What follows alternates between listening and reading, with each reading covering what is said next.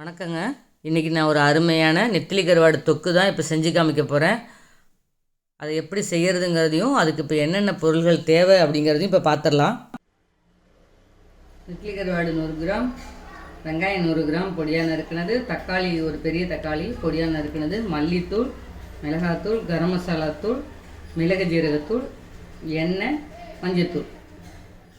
அப்படியே நம்ம சேனலை சப்ஸ்கிரைப் பண்ணாதவங்க சப்ஸ்கிரைப் பண்ணிவிடுங்க. நெத்திலி கருவாடு தொக்குக்கு தேவையான அளவுக்கு கொஞ்சம் எண்ணெய் ஊற்றிக்கலாம். எண்ணெய் ஒரு 50 ml வரைக்கும் ஊற்றலாம்.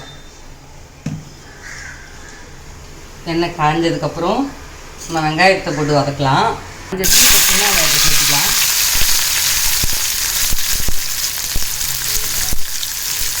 கூடவே கொஞ்சமாக கருவேப்பிலை சேர்த்துட்டு நல்லா வதக்கிக்கலாம்.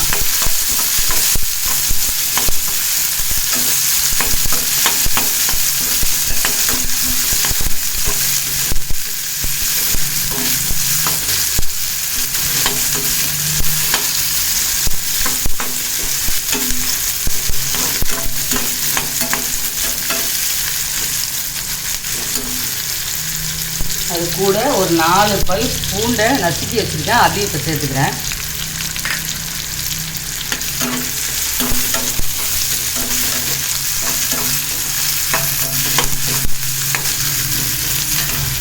இப்போது அந்த ஒரு தக்காளியை கட் பண்ணி வச்சுருக்கேன், அதை இப்போ போட்டுக்கலாம்.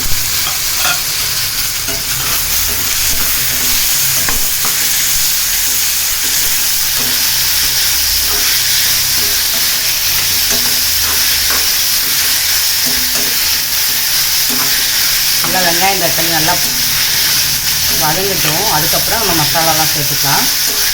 வெங்காயம் தக்காளி வதங்கட்டும். வெங்காயம் தக்காளி நல்லா வதங்கிட்டு இருக்கு. இப்போ அதுக்கு தேவையான தொக்குக்கு தேவையான அளவுக்கு மட்டும் உப்பு போடலாம். கருவாட்டுக்கு எப்போவுமே கம்மியாக தான் உப்பு போடணும், அதனால் நான் கம்மியாக உப்பு போட்டிருக்கேன். நல்லா வதங்கிட்டு நல்லா பேஸ்ட் ஆகிற வரைக்கும் இதை வதக்கிக்கலாம்.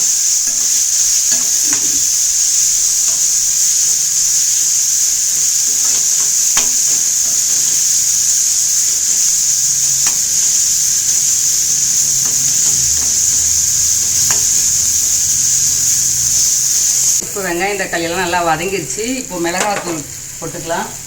கூடவே கொஞ்சமாக கரம் மசாலா தூள், மிளகு ஜீரகத்தூள், 1 ஸ்பூன் மல்லித்தூள் எல்லாத்தையும் சேர்த்துட்டு நல்லா பச்சை வாசனை போடுற வரைக்கும் வதக்கிக்கலாம்.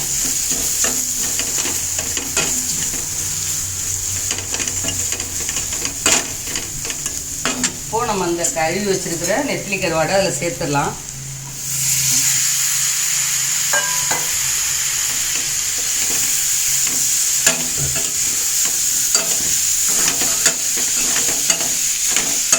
நல்லா கலந்து விட்டுக்கலாங்க. அது 1 மணி நேரம் ஊற வச்சா தான் அது நல்லா ஊறினா தான் அந்த நெத்திலி கருவாடு சாஃப்டாக இருக்கும், இல்லாட்டினா ஒரு மாதிரி டைட்டாக இருக்கும். ஊற வச்சுட்டு அந்த கழுவும்போது அந்த மணலெல்லாம் சுத்தமாக வந்துடும்.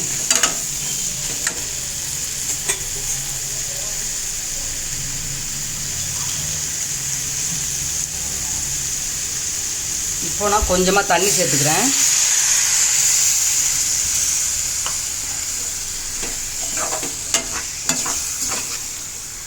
அவ்வளோதான், ஒரு 1/2 டம்ளர் அளவுக்கு தண்ணி சேர்த்துருக்கேன்.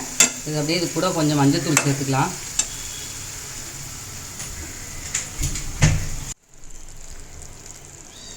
கொஞ்சமாக மஞ்சத்தூள் சேர்த்துக்கிறேன். அவ்வளோதான். இது அப்படியே கலந்து விட்டு அப்படியே கொதிக்கிற வரைக்கும் வெயிட் பண்ணலாம். தண்ணிலாம் நல்லா சுண்டுனதுக்கப்புறம் ட்ரையாக ஆகணும். அவ்வளோதான். இது கொஞ்சம் டைட்டாக இருக்குங்கிறதுனால தான், கருவாடு கொஞ்சம் டைட்டாக இருக்குது, தண்ணி தாங்குங்கிறதுனால தண்ணி சேர்த்துருக்கேன். நம்ம ஊற வைக்கும் போதே சாஃப்டாகிடுச்சுன்னா கொஞ்சமாக தண்ணி தெளிச்சுட்டு கலந்து விட்டாலே போதும்.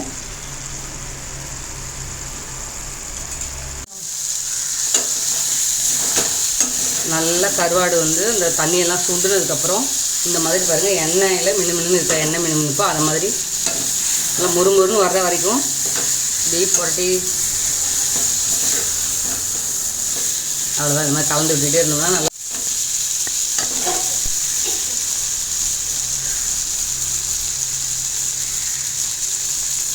நான் கருவாட்டு தொக்கு சூப்பராக ரெடி ஆகிடுச்சு.